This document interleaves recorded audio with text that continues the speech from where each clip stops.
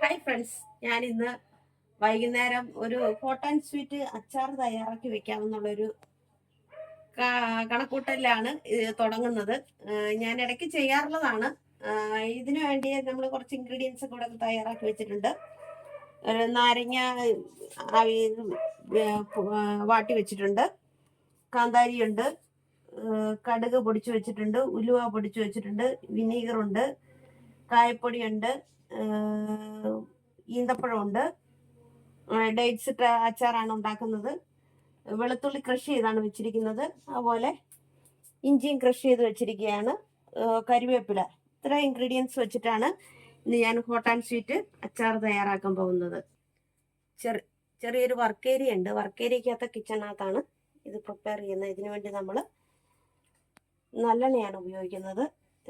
നമുക്ക് ആദ്യം അതിൻ്റെ നിങ്ങൾക്ക് എല്ലാവർക്കും തന്നെ അറിയാമല്ലോ, നല്ലെണ്ണയ്ക്കകത്ത് ഉപയോഗിച്ചാലാണ് അധികം നാൾ കേടാകാതെ ഇരിക്കുന്നത്. ഒന്ന് പൊട്ടിക്കാനായി പാൻ ചൂടായിട്ടുണ്ട്. നമ്മൾ കുറച്ച് നല്ലെണ്ണ ഇതിനകത്തോട്ട് ഒഴിക്കുകയാണ്.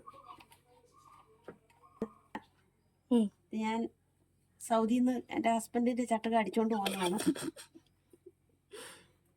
എണ്ണ ചൂടായി വരുന്ന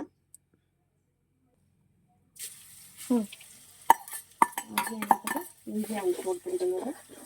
ഇത് നമ്മൾ കൃഷി ചെയ്തിടുന്നത് എന്താണെന്ന് വെച്ച് കഴിഞ്ഞാൽ, നമ്മൾ അച്ചാർ എടുക്കുമ്പോഴത്തേക്ക് അച്ചാറിന് നല്ല ഗ്രേവി നല്ല തിക്കായിട്ടിരിക്കും. ഇങ്ങനെ ചെയ്യുമ്പോഴത്തേക്ക് ഗ്രേവി തിക്കായിട്ടിരിക്കുമ്പോഴാണ് അച്ചാർ എപ്പോഴും ഒരു നല്ല ഇതോട്ട് വരുന്നത്. അതിനു വേണ്ടിയാണ് നമ്മൾ ചെയ്യുന്നത്.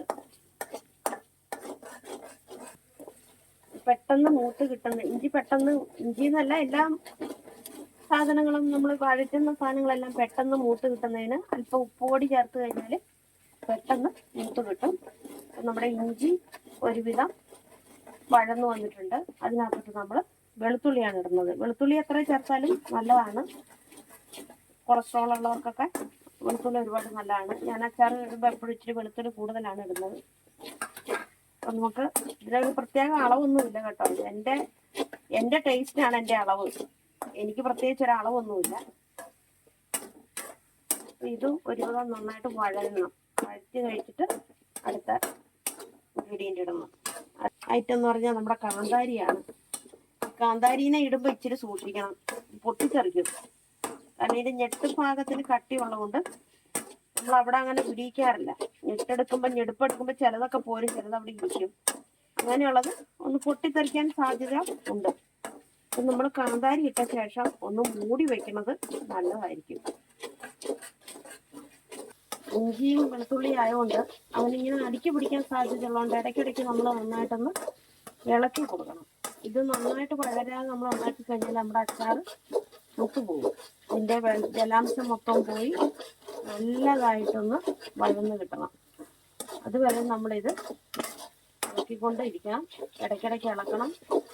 അതിൻ്റെ കളർ മാറി വരുന്നുണ്ട്. ആ കളർ ചേഞ്ചിങ് നന്നായിട്ട് ചുമന്ന് വരുമ്പോഴത്തേക്ക് ഒരുവിധം ഒരു ബ്രൗൺ പോലെ ആയി കഴിയുമ്പോഴത്തേക്ക് നമുക്ക് നമ്മുടെ കാന്താരിനെ ഇടണം. കാന്താരി സൂക്ഷിക്കണം എന്ന് എല്ലാവരും പറയുകയില്ലേ, കാന്താരി ഇച്ചിരി മതി, അതിനെ സൂക്ഷിക്കേണ്ടതാണ് എന്ന് പറഞ്ഞ പോലെയാണ് ഈ കാന്താരി. ഇതിനെ ഇട്ട് കഴിയുമ്പോൾ ഇപ്പം ഇതിനകത്ത് കിടന്ന് പൊട്ടിത്തെറിക്കാൻ പോകും. അതിന് ഞാനൊരു അടപ്പൊക്കെ എടുത്ത് മുൻപേറെ ഇവിടെ വെച്ചിരിക്കുകയാണ്. ഈ അടപ്പ് കൊണ്ട് വേണം അതിനെ അടയ്ക്കാനായിട്ട്.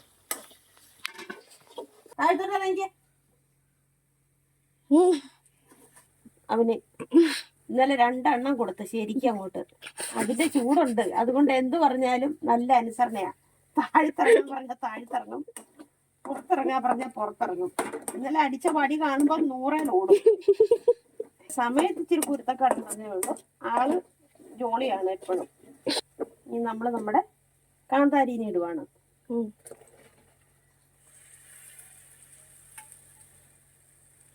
1 കിലോ 600 രൂപയാണ് കാന്താരിക്ക്. ഇത് ഇന്നലെ ഞാൻ വൈക്കത്ത് പോയപ്പോ വാങ്ങിയതാണ്. കണ്ട ഇവിടുത്തെ ചക്കന്റെ പണി കണ്ട വലിഞ്ഞ കേരളം നോക്ക്. ഇതാണ് ഇവന്റെ ഇവിടത്തെ പണി. ഇത്രയും നേരം താഴെ നിന്നവനാ ഒറ്റ ചട്ടത്തിന് മേളിലെത്തി.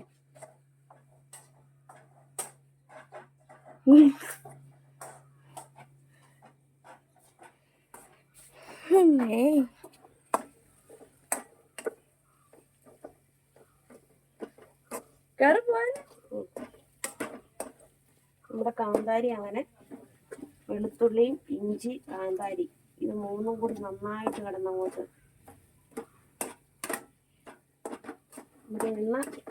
എണ്ണയ്ക്ക് ചൂടുണ്ട്. നമ്മുടെ കാന്താരിയിലോട്ട് അതങ്ങ് പിടിച്ചു കഴിയുമ്പോൾ അതൊക്കെ പൊട്ടാൻ തുടങ്ങുമ്പോൾ ഞാൻ ഓഫ് ചെയ്തിട്ട് അടച്ചു വയ്ക്കും. വന്നില്ല,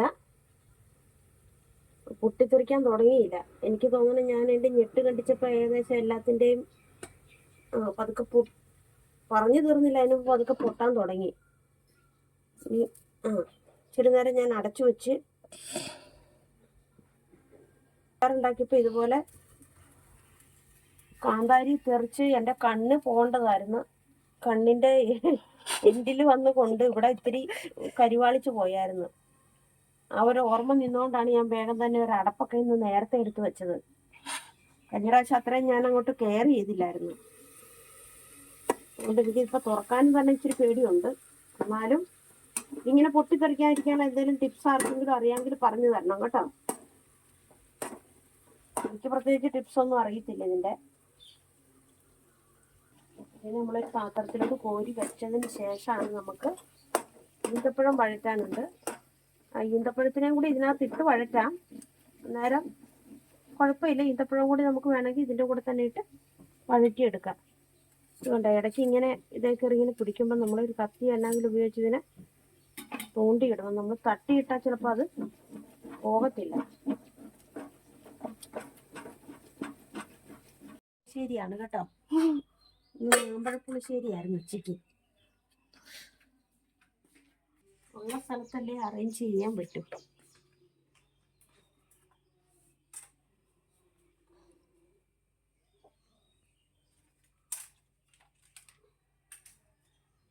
അതുകൊണ്ട് തൽക്കാലം ഇനി ഇങ്ങോട്ട് നിൽക്കുകയാണ്.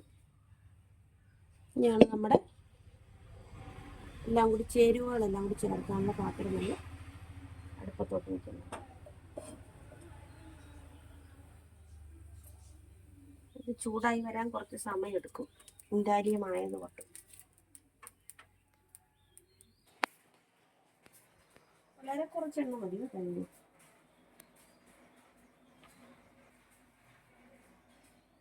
ചൂടാകണം. നമ്മൾ ഇതിന് ചേർക്കുന്നത് മുളക് പൊടി, അല്പം മഞ്ഞൾപ്പൊടി, കുറച്ച് ഉലുവ പൊടിച്ചത്, കുറച്ച് കടുക് പൊടിച്ചത്,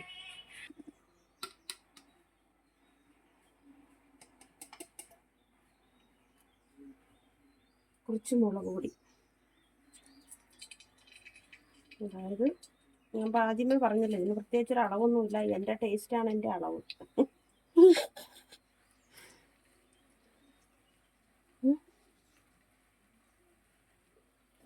ഞാനൊരു ഒരല്പം മഞ്ഞൾപ്പൊടി ഓപ്ഷണലാണ് കേട്ടോ, വേണമെങ്കിൽ ചേർത്താൽ മതി.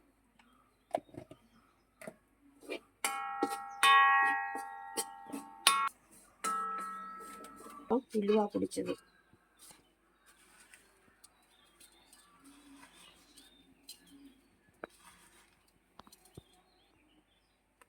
കുറച്ച് കടുക് പൊടിച്ചത്,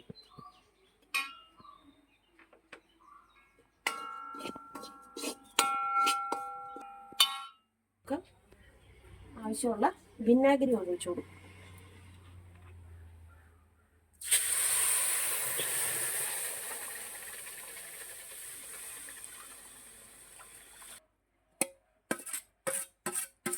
വെളുത്തുള്ളി, ഇഞ്ചി, കാന്താരി, കരിവേപ്പില, ഒരു സാധനം നമ്മൾ ചേർത്ത് കൊടുക്കണം. അപ്പോൾ ഇങ്ങനെ അരച്ച് ചേർക്കുന്നതുകൊണ്ടാണ് ഈ ഗ്രേവി നല്ല തിക്കായിട്ട് വരുന്നത്. നമ്മുടെ ഈന്തപ്പഴത്തിന് ചേർത്ത് കൊടുക്കും നമ്മൾ.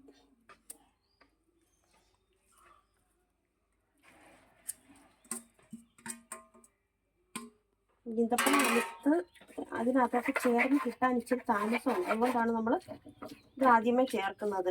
ഇത് ചേർത്ത് അതിൻ്റെ വെള്ളത്തിൻ്റെ കൺസിസ്റ്റൻസി എല്ലാം നമ്മൾ കറക്റ്റ് ചെയ്തതിന് ശേഷമാണ് നമ്മൾ നമ്മുടെ നാരങ്ങാനിടുന്നത്.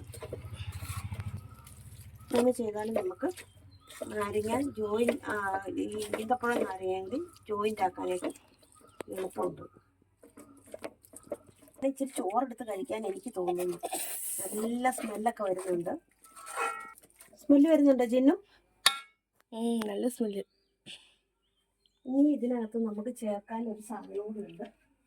നമ്മുടെ കായപ്പൊടി കുറച്ച് നമ്മൾ ചേർത്തിട്ടുണ്ടായിരുന്നു. ബാക്കി കുറച്ച് കായപ്പൊടിയും കൂടി ചേർക്കണം. LGയുടെ കായപ്പൊടിയാണ് ഞാൻ ഇതിനകത്ത് ചേർക്കുന്നത്.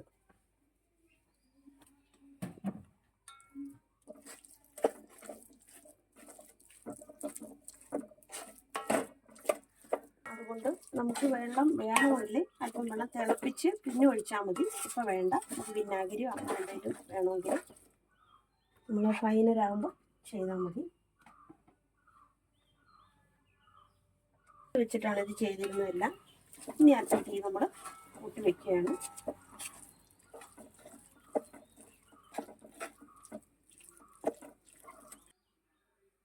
ചീനച്ചട്ടിക്ക് അല്പം ചൂടുണ്ട്. ഇത് നമ്മൾ നമ്മുടെ മെയിൻ ഇതിൻ്റെ ഇൻഗ്രീഡിയൻ്റായ നാരങ്ങേനെ നമ്മൾ ചേർത്ത് കൊടുക്കുകയാണ്.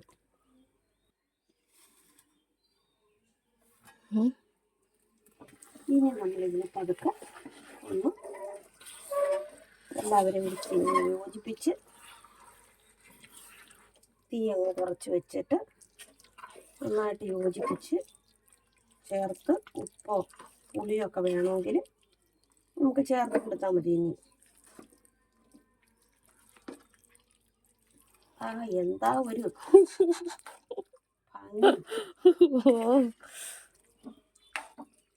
നല്ല കൺസിസ്റ്റൻസിയിലാണ്, തിക്കായിട്ടുള്ളൊരു കൺസിസ്റ്റൻസിയിലാണ് ഇതിരിക്കുന്നത്. ഇനി നമുക്കിതൊന്ന് ടേസ്റ്റ് ചെയ്ത് നോക്കാം. ടേസ്റ്റ് ചെയ്യുന്നതിന് ഞാൻ മേടിക്കാം. ടേസ്റ്റ് ചെയ്യാനുള്ള ആളുടെ കയ്യിലോട്ട് കൊടുത്തിരിക്കുകയാണ്. ടേസ്റ്റ് ചെയ്തിട്ട് പറയണം എങ്ങനെയുണ്ടെന്ന്. അടിപൊളി. അടിപൊളി അടിപൊളി. സെറ്റ്. ഓക്കെ, ഒന്ന് ടേസ്റ്റ് ചെയ്ത് നോക്കട്ടെ. ഇത് കുക്ക് ചെയ്ത അമ്മയാണല്ലോ, അപ്പൊ അമ്മ തന്നെ എന്റെ ടേസ്റ്റിലാണ് ഇതിന്റെ ഇൻഗ്രീഡിയന്റ് ചേർത്തിരിക്കുന്നത്. ഞാനൊന്ന് നോക്കട്ടെ. സെറ്റ് സാധനം. അടിപൊളി, സൂപ്പർ, ഒന്നും പറയാനില്ല. ഞാൻ ഉണ്ടാക്കിയത് കൊണ്ടാണ് നിങ്ങൾ ചിന്തിക്കേണ്ട. നല്ല സൂപ്പർ ഹോട്ട് ആൻഡ് സ്വീറ്റ് അച്ചാറാണ്. ഓക്കെ, അങ്ങനെ നമ്മുടെ അച്ചാർ ഇവിടെ റെഡി ആയിരിക്കുകയാണ്. ഇത് എൻ്റെ അമ്മയാണ് സാധാരണ അച്ചാറുകൾ ഉണ്ടാക്കി, എൻ്റെ ബ്രദേഴ്സൊക്കെ വിദേശത്താണ്, അവർക്കെല്ലാം കൊടുക്കുന്നത്. അപ്പോൾ ഇപ്രാവശ്യം അമ്മ എന്നോട് പറഞ്ഞ് ഇപ്രാവശ്യം നീ ഇച്ചിരി ഒന്നും ഉണ്ടാക്ക്, എങ്ങനെയുണ്ടെന്ന് അറിയാലോ. എന്തായാലും എൻ്റെ അമ്മയുടെ കൈപ്പുണ്യം എനിക്ക് കിട്ടിയിട്ടുണ്ട് 100%. എൻ്റെ അമ്മ ഉണ്ടാക്കണ അതേ ടേസ്റ്റ് തന്നെയാണ് ഈ അച്ചാറിന്. ഇത് US എൻ്റെ മൂത്ത ബ്രദറിന് കൊടുത്തു വിടാൻ വേണ്ടിയാണ് ഇതിപ്പോൾ ഞാൻ പ്രിപ്പയർ ചെയ്തിരിക്കുന്നത്. ഓക്കെ, സെറ്റല്ലേ? സെറ്റപ്പ് സംഭവം. നിങ്ങൾക്ക് ഇതിന്റെ റെസിപ്പിയൊക്കെ ട്രൈ ചെയ്ത് നോക്കണമെങ്കിൽ നിങ്ങൾക്ക് ട്രൈ ചെയ്ത് നോക്കാം. ഒന്നും പറയല്ല, അടിപൊളി സാധനമാണ്. അപ്പോൾ ഇതായിരുന്നു നമ്മുടെ ഇന്നത്തെ വീഡിയോ. നമ്മുടെ ചാനൽ നമ്മൾ ആദ്യമായിട്ടല്ലേ കുക്കിംഗ് വീഡിയോ ഇടുന്നത്. അതെ. അപ്പം നിങ്ങൾക്ക് എത്ര പേർക്ക് ഇങ്ങനത്തെ വീഡിയോസൊക്കെ ഇഷ്ടമാണ്, ഇഷ്ടമല്ല, അങ്ങനെ ലൈക്ക് ചെയ്യുന്നുണ്ട്, ഡിസ്ലൈക്ക് ചെയ്യുന്നുണ്ട് എന്നുള്ളതും കൂടി പറയണം കേട്ടോ. അപ്പോൾ നിങ്ങൾക്ക് ഇഷ്ടമാണെങ്കിൽ ഇതുപോലുള്ള വീഡിയോസും പ്രിപ്പറേഷൻസും ഒക്കെ ഞങ്ങൾ ഇനി കാണിക്കുന്നതായിരിക്കും. ഷെയർ ചെയ്യുക, സപ്പോർട്ട് ചെയ്യുക. അപ്പം ഇന്നത്തെ വീഡിയോ ഇത്രയേ ഉള്ളൂ. അപ്പം ആയാലും പോസിറ്റീവ് ആയാലും നിങ്ങൾ നിങ്ങളുടെ അഭിപ്രായങ്ങൾ ഓപ്പണായിട്ട് പറയുക. ഓക്കെ, അപ്പോൾ ഇതായിരുന്നു നമ്മുടെ ഇന്നത്തെ വീഡിയോ. ഇഷ്ടപ്പെട്ടെങ്കിൽ വീഡിയോ ലൈക്ക് ചെയ്യുക, ഇഷ്ടപ്പെട്ടില്ലെങ്കിൽ ഡിസ്ലൈക്ക് ചെയ്യുക, ഷെയർ ചെയ്യുക, കമൻറ്റ് ചെയ്യുക. അതുപോലെ തന്നെ നമ്മുടെ ചാനലിലൊക്കെ അതെങ്കിലും പുതുതായിട്ട് ഒന്ന് കാണുന്നുണ്ടെങ്കിൽ നമ്മുടെ ചാനൽ സബ്സ്ക്രൈബ് ചെയ്യുക. ബൈ.